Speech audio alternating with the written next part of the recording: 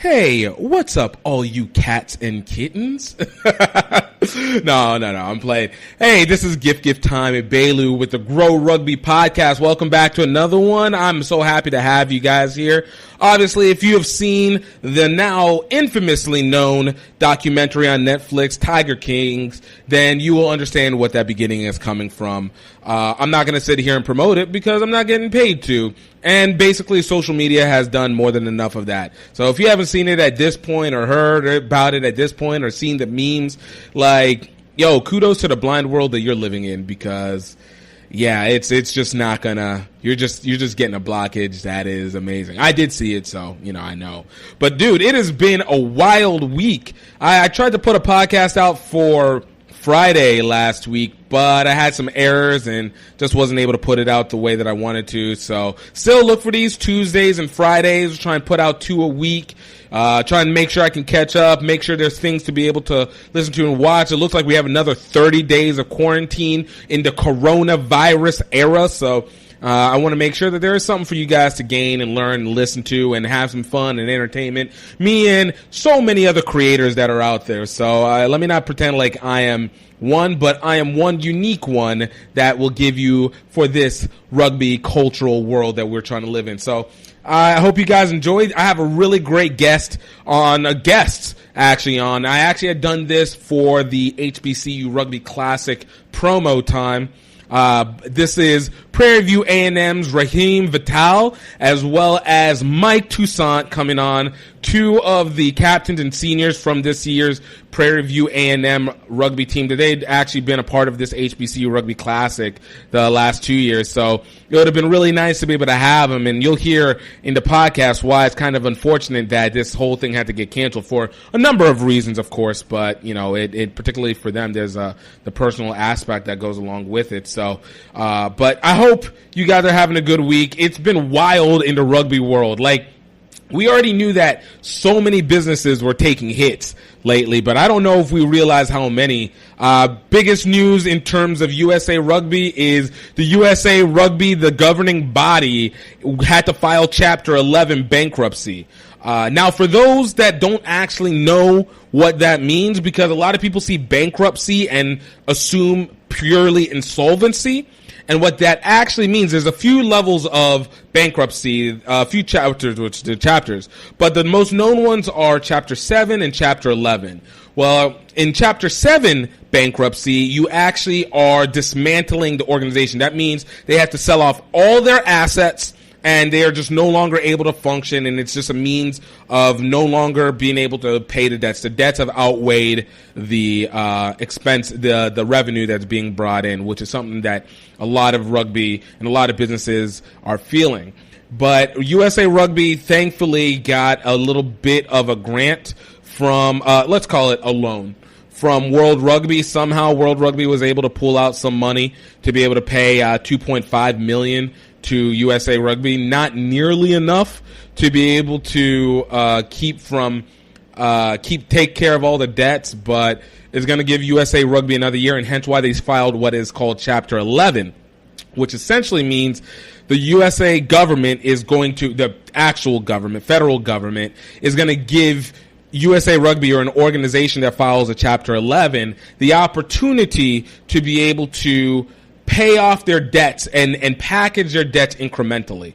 So essentially they will look into any debts that can be compacted into, any debts that can be thrown to the side, and any mandatory debts that have to be done. And what they'll do is create a payment plan that USA Rugby is going to have to pay. And one way or another, they're going to have to figure out how to pay this consistently. And if they miss payments, then it could lead to insolvency and essentially the federal government selling off all the assets at USA Rugby, including the ability to be able to function as a program, a nonprofit or profit organization, so that those who are being owed get their money back. So this is going to be an interesting one. I put a little poll out on Instagram to see how many people thought that USA Rugby was going to actually be able to figure this out. And let's just say there's not a whole lot of faith, and it's not without cause. I mean, we're talking about a situation that has been multiple years in the making. I think a lot of it really started off from that 2014 All Blacks versus USA Rugby match in Chicago. As great as it was for numbers, it was financially horrible. And it's not just that solely, because they didn't make any money from that. Like, they really lost a lot of money. And on top of that, like, the way that they did the rights on it, like, the All Blacks kind of got over on USA Rugby with that. But I mean, for no fault of their own, like, you take advantage. You're the best. You have the leverage. You do what you do. That's business. And then we had, like, the horrible South Africa game back in, like, 2016, 2017 that was done in D.C. in the horrible that horrible stadium, and that was right before the Rugby World Cup. So that was 2015 that happened. And South Africa, it was South Africa and another country, Ireland, I think. It wasn't Ireland. I forgot who the other one was. But it was just basically a wash on that because South Africa wasn't going to send its best team over because they were getting ready for the 2015 Rugby World Cup. And it was poorly promoted and another big money loss. And, you know, we knew about the whole turnover that occurred back in 2018, 2019. Even Dan Payne stepping down after a very short stint as CEO. So USA Rugby as an organization from the executive side has been just kind of on a down spiral. And it's kind of sad because there's so many people who work for USA Rugby that have done good jobs, like that are not in that executive position. And, you know, there's caring people that have been in the executive position, but it's just... This hasn't been in, and this is like a lesson in arrogance, a lesson in humility, and a lesson in needing to allow change to happen when it's supposed to happen. So it's going to be interesting. A lot of people are worried about what is going to happen in terms of the adjoining programs that go along with it, whether it's from club rugby and what's going to occur with that, college rugby, and obviously the international side, 7s side and 15s. Needless to say, look, there's one thing that we can say for sure. The 7 side is going to be okay. They're taken care of. 15 side is going to be a little bit iffy because that's been really connected to the USA Rugby side, a USA Rugby governing body. They haven't solely done it because, you know, performance wise, it hasn't been too great for them. And the Rugby World Cup results probably did not they didn't help anything. And then on top of that, you have. You know, you worry about what happened with the lowers, but let's put things into context.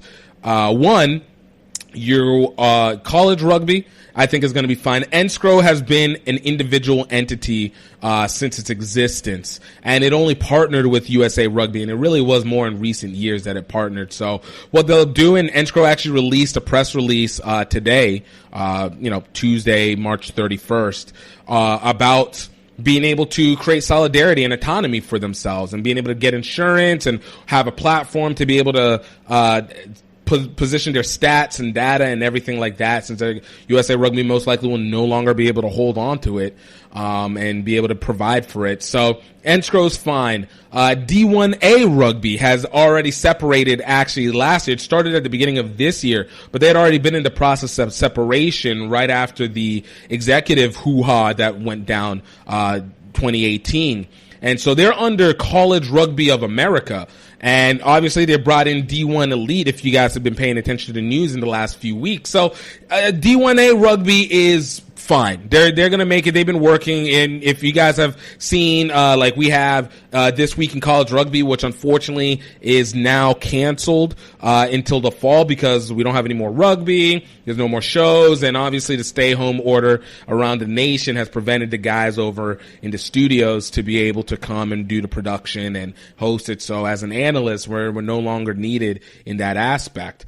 But in terms of that, what they've done with 11 Sports, big shout out to Shay Flowers and Kevin, just being able to do the work, and a bunch of other guys, Kirby and all them, doing a bunch of work to be able to create a separate entity for D1A Rugby and be able to properly put out the stuff that they need to. So it's good. We're good in that. Now the question will come into what's going to happen with D2 and D1 AA rugby, but honestly, when it comes to this, I believe it's the greatest thing that you could have actually happen to rugby, because it now forces rugby people to actually treat rugby like a business and actually function in a unified manner in terms of entities for themselves. And of course, it's going to be unified. It's going to start from a regional basis, and then they're going to come together as a conglomerate and work together for national championships and stuff, and probably use a SIP format or membership fees to be able to hold on. I mean, I guess SIP is still going to exist because USA Rugby is still going to exist into some form, but it's still going to be a good product. We're going to see good rugby, and probably we're going to see a lot more freedom because there's not going to be as many hardcore restrictions, and we're going to see actual executive action that happens, so that the grassroots is not just lazily the grassroots out of passion, but grassroots out of mission and with purpose and with an intent towards a specific goal. And obviously with MLR is not affected by this at all. So it's not as bad. It's not as dire as everyone wants to make it out to be. Of course, there's going to be some people that got grants and a lot of youth rugby, social programs that were put into place that USA Rugby was helping to fund that are going to have to figure out how to reorganize themselves. But again, this is an autonomy game. And, for me, in GiftTime Rugby, and you guys look out for it, we want to be able to work on being able to connect you with different marketing programs, different, help where we can with finding advertisers, coming with marketing plans or anything like that, so that rugby can be able to be a self-sustaining entity here in the U.S. That's the American way. Because even look at it like this. You think that model in terms of how USA Rugby was doing worked, but you look in New Zealand, this coronavirus has put New Zealand Rugby Union almost out of business. They're fighting for bankruptcy because they lost TV money whenever Super Rugby had to shut down, and they were trying to do domestic Super Rugby without crowds, and it's not working. And when the TV money doesn't come in, that's when things start to hurt. So New Zealand Rugby Union is in pain. Add to that, Australian Rugby League is in pain. And if you guys didn't know about what's going on in Australia, Rugby Union was already in a world of hurt. We saw they were dealing with issues with Folau. Oh man, I forgot his name. The homophobic cat. It'll come to me if I research it, but I don't want to look away from the camera. So, but they were already dealing with their own stuff. But they actually had a population issue. Rugby League was actually gaining traction more and more in Australia than Rugby Union, and Rugby Union was actually falling back. So it in itself was already taking hits, and then add to that now Rugby League is taking a hit too. So Australia is in a world of hurt in it of itself. So this isn't something that is just solely connected, and I'm hoping what this shows is that rugby as a community, as an international community, is going to take its commerce seriously, like really take it as a competitive commercial entity and not a passionate one. Mind you, you have Europe and they're managing and they work more ideally to what you like it, but it's still a slippery slope in a lot of senses. But luckily they have it, Pro 14 in France, Guinness, not Guinness, Premiership in England and the UK and most of Western Europe. Like they're going to be all right, but look, this is revealing a lot of serious weaknesses that occurred within this rugby entity, and I think it really made a difference as to why rugby is the sixth leading largest sport in the world, but is not in the top three in most countries in terms of performance or in terms of activity. And shoot, we're even talking like New Zealand being maybe one of the few. England might be number 3 or 4. Rugby might be 3 or 4 on that list. And South Africa, you're talking about number 3 or 4 maybe on that list. And there's a few other, the Oceania area, you might have a little bit more in that top 3. But look, you're talking about things like cricket, soccer, playing in a bigger factor in a lot of these places. So, rugby has a real effort to overhaul its system. So I hope you guys, enjoy. And also, the other big news is the Olympic being moved over to 2021. And now a lot of people are like, obviously that's good because the athletes just weren't going to have time. I know for me, it was a little bit of a loss because I was already set to go there to cover it. Media pass life. But I was already going to go over there to cover it. But, it's okay. We're not losing accreditation or anything like that. So it's move over. But I think a lot of people don't think, and I think it's really unfair that it hasn't been brought up often. The Women's Rugby World Cup is in 2021. Like, it is in September 2021. The Olympic Sevens is going to be in July and August of 2021. And if you actually pay attention to women's rugby, a lot of sevens players play 15s. So this is going to be really tight in terms of preparation and in terms of doing test matches and qualifiers leading into that. I think we're going to see some conflict within the women's game. And if you guys saw 2017's Women's Rugby World Cup, that was a really amazing Women's Rugby World Cup. Like, it was a really great, highest ratings, well broadcast, well performing, everybody really competitive. Like, it was really dynamic. So this is going to be an interesting one, what 2021 is going to bring. It's going to be the turnover of what everything was supposed to be in 2021 and what happens in 2020, barring any worse situations happening with the coronavirus and such. So this is an interesting time that we have here in front of us. But enough of what's going on in news, guys. I want to tell you a little bit about who we got coming on. These are two great rugby players from HBCUs, two of the main running HBCUs. There's about 4 overall that have rugby, and we're going to continue to work to grow that. But Mike Toussaint and Rhahim Vital, great guys, really hardworking, part of the not the original founders, but the early people. And you get a lot of history about Prairie View A&M rugby, how much HBCUs really mean for the student body, and how much rugby really means for it, and what rugby can actually do. So I was really happy for this one. I'm really excited to show this, guys. Please, enjoy this. And if you guys do like it, please take the time to share this with your friends, share this with family members. We're trying to bring this out. We want to bring opportunity and network to rugby and to the rugby body, and just make sure that you guys just enjoy, just basically know what this sport can actually do in and outside of the pitch. So without further ado, please enjoy this lovely, amazing interview with Prairie View A&M's Rhahim Vital and Mike Toussaint. Cheers. Grow rugby, grow rugby, grow rugby, grow rugby, grow rugby, let's go to rock. All right, everybody, we got another special guest for you here today. From Prairie View A&M Rugby, some guys that I've already known for the last couple years here. We got Rhahim Vital and Mike Toussaint. Yo, it's a pleasure seeing you guys again. How have you guys been taking care of yourselves? Man, we've been good, man. Rugby is always going on, so the game goes on, and so do we. It's a great feeling to be back again. It's beautiful.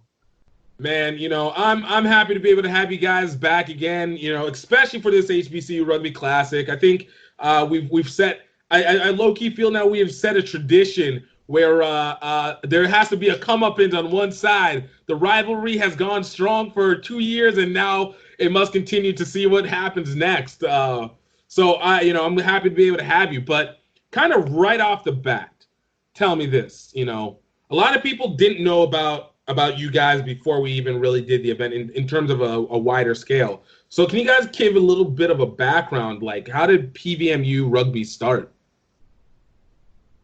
Let's see.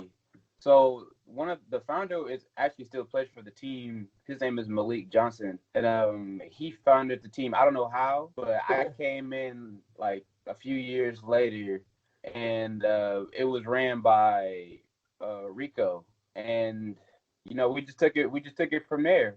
we had like a shady coach, not shady, but we didn't really like have a stable coach. But we've like taken what we've had, we ran with it thanks to you, having us with the HBCU Classic, and we're now in the Lone Star Conference, moving up in tiers, and we're steadily on the rise, man. Yo, I love that. Like, I'm happy to hear that because, it's always been important to be able to know that not only is it like you guys are existing, but are constantly improving and being able to establish your foothold in terms of just recognition and in performance as well. For you guys, like Rhahim, you talked about whenever you started, and Mike, a little bit like what got you guys started playing rugby in the first place? Oh, man. So it's funny. I actually got cut from the tennis team, and from there I was like, well, I'm lost, and I want to be part of an organization. I want to be part of something where I could see myself grow as a person, and that's when I had met Rico, and then Rico gave me, he took me to practice, and from there it was just an amazing feeling to go to practice and have like this great feeling and learn this new sport completely. When I started to get the ropes and when I started to understand how the game works, and I started teaching people, and it's a long cycle of just recruiting and teaching, but it's beautiful. It was such a great recovery from tennis, but I love it to death right now. Yeah, same. I had known Rico before, like I think like a few days before we were in the game room, we were just playing, and we had an open house for PVV where like all the organizations come out and like try to advertise themselves. And I saw Rico and I was like, hey, I know you. He was like, yeah, come over here. Let me show you something. And that's how I got signed up. And I went out there and I loved it. Like it was like a big family. Everybody was having fun. Yeah. And like I stayed. I was like, this is me right here. Man, dude, I love it. Like, for the sake of people who don't know, because we all know who Rico, but for the sake of it, Rico is Enrique Spence Brown, just for people to know. He was captain last year. He was a first-year MVP for HBCU Rugby Classic. So, for those who don't know who Rico, boom. But I didn't realize how much he had been the centerpiece for recruiting so many people in over the course of the years. Prairie View A&M, the team actually started when? Was it 2014? Did it start in 2015? Yeah, I think it was 2014. Yeah, 2014. Mm-hmm. So, know your history, guys. What are you doing? No. It's 2014 for a fact. Like. No, but since you guys started playing, you guys have seen opportunities and stuff. Like, what has been the feeling of being able to play at Prairie View A&M, but play rugby for Prairie View A&M, and even more so, what has kind of been the reaction of rugby on campus? Because as most people know, and especially with Black people, most people look at rugby as that crazy white boy sport that they just kind of lose their minds, like, and do Black people even play? So for you being able to represent at this HBCU, what's the experience like playing there? I can say from my own experience, now I am the recruiter, so it is really hard finding people to recruit. But for me, I was actually surprised at some of the people who were actually very interested, because like you were saying, you see a lot of people who are like, nah, man, there's no pads, I'm out. There's, nah, bro, you guys are just freely hitting each other, I'm out. But honestly, it went down to the new people that we have recruited. They make the most strides, and you love to see that. And it's crazy because now it's like, now that I guess we've been getting a little bit bigger and a little more, how would I say this? A little more exposure, Now people are they might not be interested in playing, but they know who plays rugby now. Like I do get shout outs a lot. A lot of people call me rugby guy or, rugby boy. So it is nice to have this kind of awareness and this kind of love that I get at my campus. So I love it. Yeah, I would say kind of the same. Like no one knew about rugby on campus, but I mean, going around playing, trying to advertise, trying to be like, hey, come to our game, it's here on campus. They don't know what it is. I don't know how to explain it to them, honestly. I just say it's a mix of football and soccer, and I'm like, you have to come out and play. But like having them ask and like not know, it does like affect you, but you just like, this is a perfect opportunity to show you some greatness right now. And so when people ask, like, why are you playing it? Because that is a white man's sport.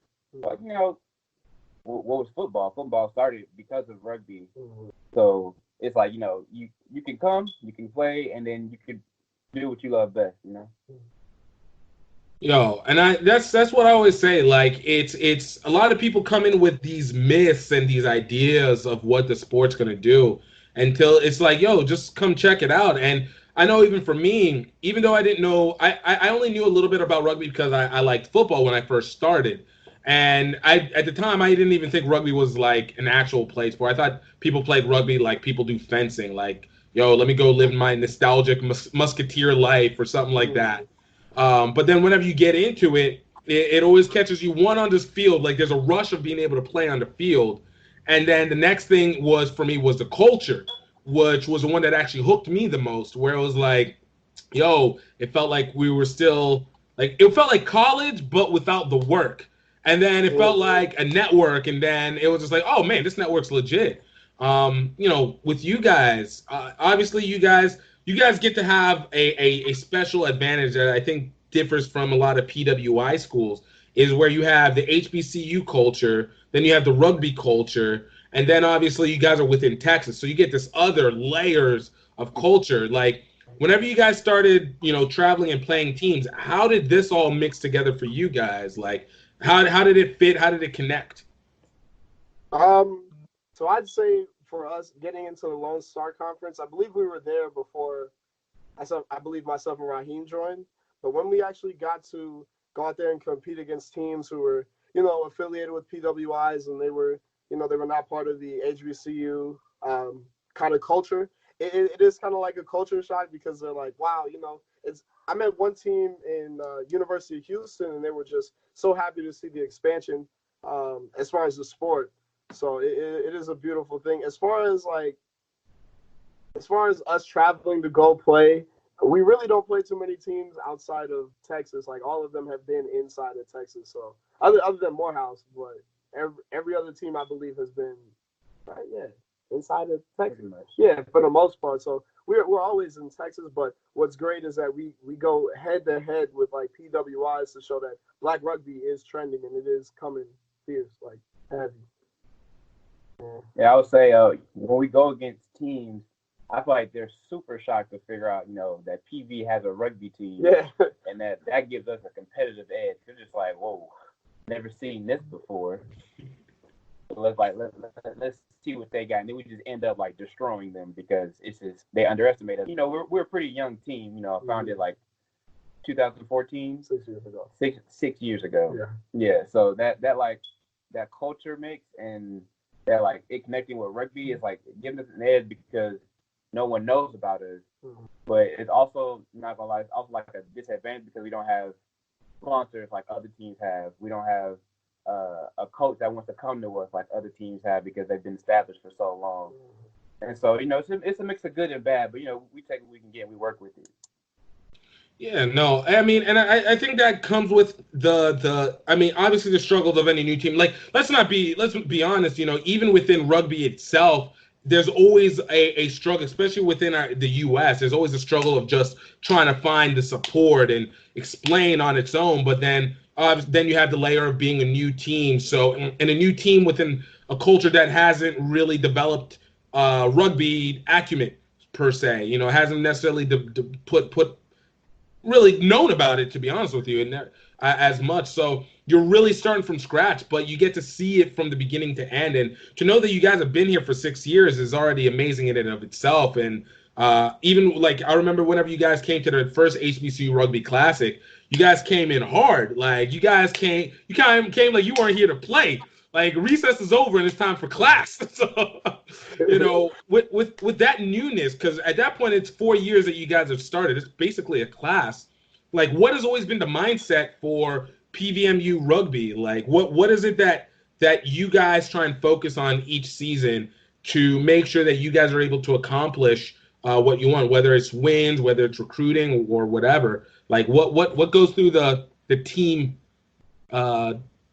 philosophy? Got you. Yeah. So in that aspect, that's really one of the things that we push is family. Like before, obviously did not know Rhahim until I got into rugby. And ever since then, this has been like one of the closest people like I can ever say I know today. So it is family before anything. And that's the best part about rugby because I feel more or less like no matter win or lose, I know I'm going to war with my brothers. You know what I'm saying? So I understand that even if I do mess up or if I do have a problem, I know who to go to, or I know that they'll, look at me and be like, hey, Mike, we got to do this and this, or Mikey, we got to, move the ball or swing, So for recruiting purposes, it's fun to say family, but at times it's a little too generic, but it's honestly a big, happy family. Like, I love these people to death. Yeah. I'll say our mindset have been, getting down to basics. Mm-hmm. Knowing how to pass, knowing how to run properly, knowing how to compete, really. And with that competitiveness, you do get a sense of family because we're always together trying to get better. Mm-hmm. And this that family has really like grown because when you're on the field, now you like, what, I didn't train with this guy for 3 weeks. Yeah. Whatever I do, he's already gonna know because we didn't done it front, back, sideways, diagonal. So upside down. Like that family connection really like turns into trust when you're on the field. Yeah. And so we kind of push that when we're playing, having that closeness with each other.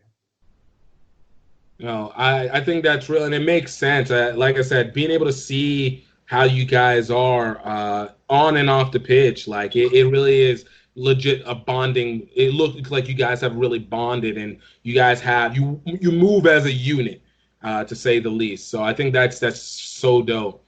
Before we get into too much details going into the HBCU Rugby Classic, I guess I always like to ask, what was from the beginning, because you guys have the pleasure of having seen this start from pretty much day one till last year and what we're going into this year. So, whenever I obviously hit up Rico whenever the information was sent to me and what was known, whenever you guys heard that we were trying to do this HBCU Rugby Classic in 2018, like what was the thoughts? Like, how did you guys come with the decision making on that? Because I heard it was a challenge, both financially, obviously, logistically, but you guys ended up pulling through. So what was that process for you guys leading into that first HBCU Rugby Classic?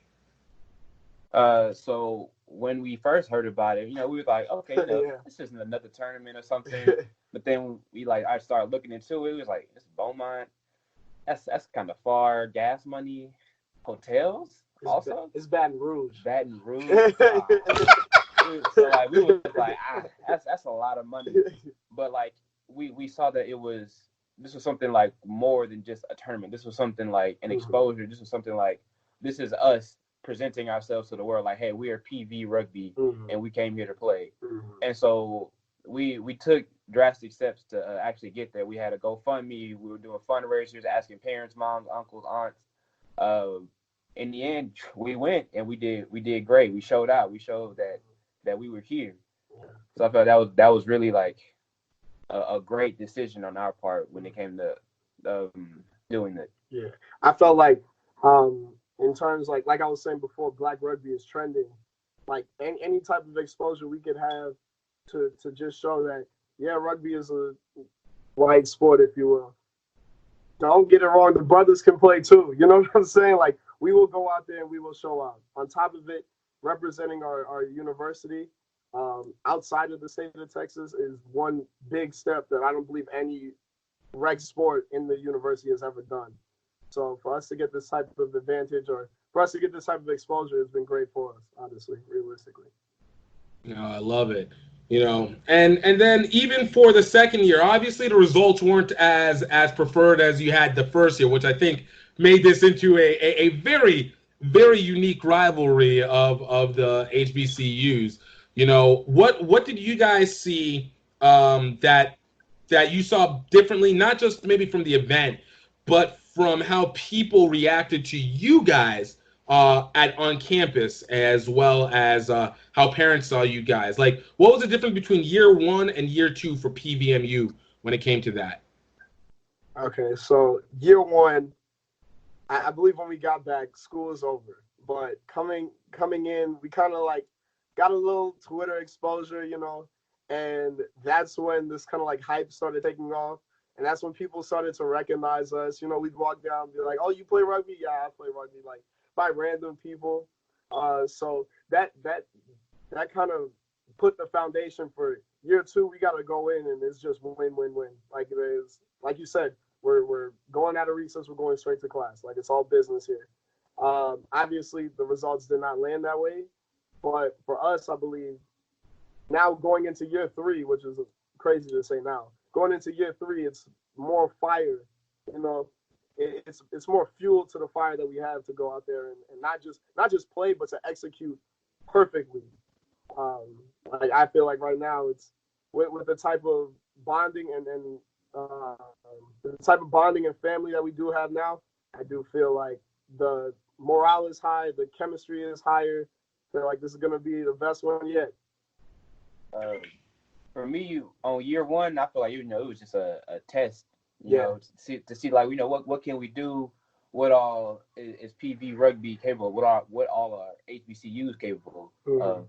And so we went there, we won, we whooped some tails, and they was like, okay, yeah, we see it, we understand. That really got us that like foothold at PV and at like at all HBCUs. Like PV has a team, they're winning, they're doing stuff with this at this HBCU Classic. And then year two, we had more people come, or I felt like, and then we had more exposure. People were like, y'all win, y'all like, what's happening? Yeah. And then we didn't win, but they were happy that we were there again. And like it's an annual thing now, or we want to make it an annual thing, of course. And like just that exposure, like people are knowing about, they want to know, like, hey, what are y'all doing? Y'all good? That overall us getting known, people actually getting to know us. I feel like that was the difference between year one and year two. Most definitely. Yeah, because year one, it's hard to promote it because we didn't really have many. I wouldn't say audience. Yeah, we didn't have much of an audience. But year two, although granted, all the times it's pretty much at the end of the school year, but still, it's people who are very interested and they really do love us. Like they like to see us going down the hallway, or they like to ask, "Oh, how'd you guys do last week?" or "How was the game against Texas A&M?" It's just these little questions that they ask. It really shows that they do care. It's been amazing. Man, dude, I love to hear that. I love to hear that you guys got more attention or get more attention. And because you guys have put in that work. Like that's you guys have been putting in that work, and all it does is just slowly blossom, especially whenever people know that you're representing for not just yourselves, you're representing for the community, for the sport, for your team, for your guy. Like that's real. So I'm happy to hear that. Going into this third year, last year we kind of added a component to it, which was the high school side, and this year we get to kind of improve on it more. For you guys, like, what does it mean to be able to kind of have high schoolers who, may not have known about you guys or known about HBCU rugby, but you guys have a chance to be able to perform in front of them, and then more importantly, create a network and communicate with them. Like, what does that possibly mean for y'all in terms of what the future could hold? Yeah. I would say, like, when I learned about recruiting, there's like two different types of recruiting. You could recruit internally with what we have, as far as the university, or you could recruit externally, which would be, in that case scenario, the high schoolers or incoming freshmen, to show that, hey, this is Prairie View. We have a rugby organization, and we're not just your bare bones or your basic rugby organization. We're here as a family. We're here as a strong force within our campus. So it just gives you a little taste of the campus. At the same time, you get to obviously see the rugby team.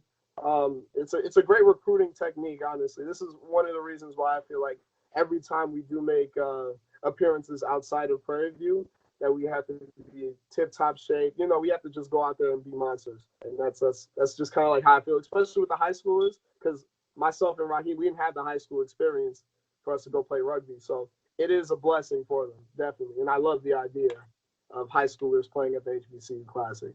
It's great. Oh, yes. I feel like to have them like sit, or to have us play in front of them, it's not only like a something to look up to, but it's like, you know, maybe I should go with them.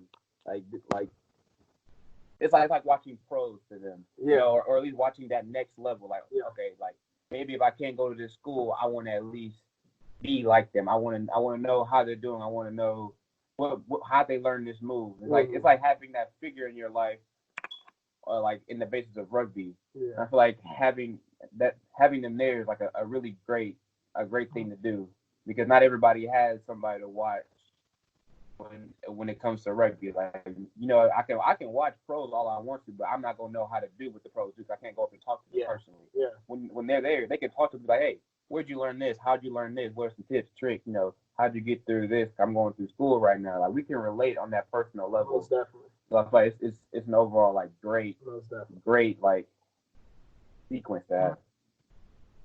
Yeah, no, that's real. No, and I think that makes sense. I think, you know, again, it goes back to the issue of the exposure. Like, the more that you're able to set out, especially when it comes to these new audiences, the more it gives you a chance to establish the credibility of who you are. Most definitely. Right, you know, and then all you can do is just grow from there, and even puts a challenge on the club too, to be like, look, we're out here, yo, we're gonna work to make sure that we're maintaining it too. You want to be able to come join in part of that, you know, development and be part of that history and everything like that. So I think that's awesome, that even for you, Mike, that to be able to get the recruiting eye from it, and Rhahim to be able to, you know, understand the influence that comes along with that. Like, that's what we all try to do, I guess, to grow the sport, as cliche as that term has become. But, you know, we're trying to grow the sport. Man. So now that you guys obviously have the HBCU Rugby Classic, you guys have created a rivalry. First year, you guys completely dominated. Second year, Morehouse dominated. So for you, what's the mindset now? Like, if you ever get a chance to talk with the Morehouse guys, or do you guys like, what's the mindset now going into it? Is it like, oh, we're gonna show out, or are we going? Is it like, yo, we got to get back at these Morehouse guys? Like, yo, we can't be letting them take our stuff like that. Yeah, I definitely feel like, I guess because it's a little more personal to me, I got a little close with the Morehouse guys, and this is actually my last year playing. So with that, I'm going out with a bang. Like, there's no more L's 2020. You know what I'm saying? Like, you know, this is one of the biggest games I'm gonna play while I have this PV Rugby jersey on. So every time I step up to these guys at the HBCU Classic, there's no more time to mess up, because I have no more time left, you know, if we're being honest. So I feel like the first game, it was like, okay, let's go test the waters. Second game, we already beat these guys, but I know we can handle them. Obviously, that didn't happen. Third game, we're coming. Like, we're serious this time. No joke. I got some dogs in the dog pound, and they've been waiting to come out, man. That's all I can say. Oh yes. My mindset is, they took something from me. I'm going to get it back. Yeah. Mm-hmm. We have some new people ready to go. We've been hyping them up about it, training them. We ready to go get that W back. Yeah. They took something from us. Yeah, no, for real. Oh yes. We're coming with that heat. That heat. Bring that fire. It's like Miami in here. That Miami heat. Okay. Oh man, yes indeed. Yo, I love it. Yeah, and you know, like I said, I've always enjoyed every time you guys come out. It always is, to be able to see this, like, just come into fruition. Like, it always makes me excited. Like, it's a highlight for me too, because it's seeing you guys, you know, seeing how people react to it, seeing the growth, and then obviously just we're all developing this network that I don't think people always realize that rugby can give. But even intricately, it changes, like, the mindset. It just goes from it being like, yo, you know, we had these people, but we also got, you know, those, you know, ours as well. And it makes everything feel even more intimate, more personal, you know, more real. And so if you got to go whoop ass, then, yo, you're whooping ass out of love. But I didn't know we could say that. I did not know we could say that. But now that I know. Look, I know we're going fast. Look, like, no, I always tell people it's like, yo, any team is always like that's your little brother. It's like, yo, you don't want your little brother to suck. You don't want your little brother to hurt. You don't want to hurt your little brother. But yo, if your little brother's trying to step up to the game, yo, you got to show him what's up. Yeah. Yes, no. Yeah, he has to look. You have to get beaten to beat. Look, that's the truth. Hey. But yeah, I love this. It's been such a crazy. Now that I think about it, I think you had one of these games on your birthday. Yeah, that was the first one. That was the first one. Yeah, and then it just goes to show that, like, when we first realized that, I was like, yo, this guy is crazy about rugby. Like, I don't know if you went through it, but I was like, yo, Gift is crazy about rugby. Like, if we're being honest here, like, that guy is in love with the sport. And then we follow your social media and how ridiculous you are. I mean, we love it. You know what I'm saying? So, like, we big fans of that. So for us, like, when we see the top dog, which would be you, going crazy and hyping this up, it puts, like we talk about fuel to the fire, it puts a lot of fuel for us. Because it's like, yo, this is what you want to see, and I bet you want to see a good one. Like, this is probably going to be the best one. I'm telling you that. I agree. Yeah, and I'm putting $20 that I'm going to win the MVP right now on air. Look, I said, let's go. This is the year of the Toussaint. It's the year of the Toussaint. I'm calling it. Give me a T-shirt. Look. Get it nice across the back. Yeah, I'll get you one too. Look. For the team, yeah, I forgot. But the team, yeah. No, man, I love it. Kind of closing it out, for you guys, what is it that you guys want people to, whenever they see PVMU rugby, whether they see you guys shirts or whether they see you guys in the on the streets, whether they see you guys or just hear about it, when they see whatever PVMU rugby, what do you want them to know it means to them? Like, what do you want them to know to associate with that name? Oh man. Okay. That's a good one. That's a really good one. Okay. I really do like that one. But what I want to tell a lot of people is we want to change the narrative. Like I've been saying, and I've kind of like driven this during my time of playing rugby. I want to make Black rugby trending. Like, it's just something. There's not a lot of HBCUs that have rugby teams, if we're being honest. So I want to make Black rugby a thing. We talk so much about, how are we as the Black community going to be a powerhouse in society? The thing is, we have to step outside of the box sometimes. And if that means going to try out that sport, that's a risk that somebody had to take when it came to playing basketball. There had to be the first Black person to play basketball. Now, I'm not saying there's not Black people who play rugby, but there's not enough. And with the talent that I've seen across the boards with 7-on-7 or just random, basketball pickup games, we definitely have the talent within HBCUs to go out there and just be a force within this conference. Hopefully, if we have Black rugby trending, we could have our own conference, Yeah, and that's kind of the thing. Honestly, I want to show people that, yeah, we're part of Prairie, and we wanted to show that Prairie is a bunch of, like, gentlemen, out there. Like, we're business gentlemen. Like, we don't want to have the stereotypical thug look, or we don't want to be associated in that kind of crowd. We want to be respected. We want to be loved, and we want to show a dominant force, like a dominant male force. But at the same time, we want Black rugby to be as big as we envision it to be, So that's one thing that I say. When you look at Prairie View Rugby, you definitely see just like higher excellence, as professional, as professional, So for me, when people like think about PV rugby, I want them to think about it the way they think about football or basketball. I want to think about PV rugby team when I get in college. Mm-hmm. Like, I want that to be something that's at every high school, or at least in the mind of every high school. Mm-hmm. And like, if you're in college, I want people to think, oh, maybe I think about joining the PV rugby team. I heard they're doing good. Yeah. Or I heard they're a dominant presence on campus.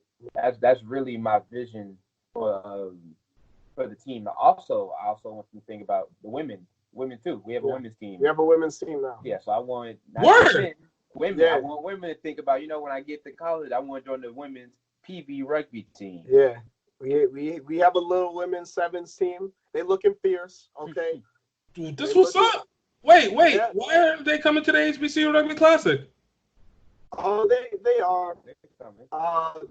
When it comes to competing, they're having we're planning on for them to have a few scrimmages and a few little friendly games here. But it's their first year playing. Right. So a lot of them, they will be returning next year. So it's giving them time to grow, because when we leave, they got to set the foundation for the women's division. So right. Yeah. Right. No, and that's what I'm talking about. That is the other side, being able to see that develop too, because a lot of people, I always tell people, look, in other sports, it always feels like there's some kind of inequity that goes with it. Like you go football and you go women's football and you go, eh. You go basketball and women's basketball, people go, eh. But if you go see women's rugby and you go see women's rugby, you're just like, no. Everybody's just a beast in this one. It's just beast mode. There's no rule differences and all that. It's they just getting it done out there too. So to be able to know that you guys have been looking out for that, and especially makes a huge difference. And like you guys, changes the narrative in a major way. Yeah. It's been such a great thing. Like we said, we don't have it goes to also show how well our coaching abilities are, because we have to actually coach the girls, and it's not like with the guys we're more like on field coaches, but with the girls we're actually sitting there, going over the X's and O's. It's something that I didn't even notice we were doing until the other day. I was looking and we're just helping out the wings and helping out the scrums, and it's wow, it's crazy. Somebody was once teaching me this, and now I'm teaching a whole women's division, on how to play this sport. So it's beautiful. This is why we want to go out there and show out, because we're more than just a men's rugby team. We're a rugby family, and it's beautiful. It's crazy when we think about it, but the women's division has already started. We're already getting jerseys and everything. So they're really serious about it. Yeah. It is. So it's such a great look for the university. Dude, that's awesome. That's one of the best things I've gotten to hear. Because I know there's a lot of these girls out here who have been. I keep getting hit by a lot of coaches asking about that in a major way too. Is there girls rugby at some HBCUs and stuff? And, we heard little starts and stops, but, I remember actually even Rico telling me last year you guys had started working on it. So to hear that it's even developed, that it's developed to the point where you guys have establishment, and even next year you got a great return, it's going to work the same with it did for the men's side. So that is truly massive in that. But and we'll add one more bit of praise to you guys. Don't get too big-headed on it, though. But it's I do have to say, I have to appreciate that you guys have always been consistent, whether it is on what you guys do with social media, making sure you guys have good games, making sure that you guys are together. From you guys say you see me, I see what you guys are doing too, and I'm really happy, because not a lot of teams do it, and especially when it comes to teams that you're starting up, you're creating generation. This is coaches that you guys push out from that, refs that you guys push out from what you guys do. So I'm really happy to know that you guys have continued to press the boundaries and as I said before, changing the narrative one step at a time. So big ups to you guys for doing that work. So yeah. Thank you so much. But all right, well, that's all I got for today. I want to thank you guys. Mike, Rhahim, thank you so much for just taking the time. Yeah, thank you so much. Yeah, thank you so much for having me. Dude, I want to thank again Mike Toussaint, Rhahim Vital. Great. Thank you for having you guys come on. I really appreciate it. And guys, check out some of our other podcasts. We had Naya Tapper on.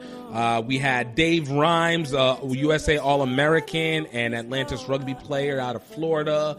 And, of course, we had Kyle and Tiana Granby of Roots Rugby. So great interviews, great talks. We have a lot more coming up for the coming weeks. You guys stay tuned. Please, again, check us on our website, GiftTimeRugby.com. GiftTime, you can find us on social media at GiftTime Rugby on Facebook, Instagram, Twitter, YouTube as well. You're going to be seeing this here on YouTube. And please do not hesitate to follow. Please do not hesitate to like. You can check this out on all the podcast platforms. And again, like I said, enjoy. Please share it with your friends and family. We want to do something big for you guys, and the more that you guys are showing love, the more motivation it is for me to make sure you guys get the best, because you deserve it, and I really do appreciate all you have. So you guys have a great day. You guys stay safe, stay healthy, stay blessed, stay loved, and maintain good vibes in your direction.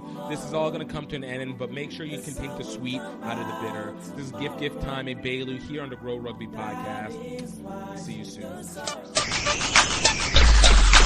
Grow Rugby, Grow Rugby, Grow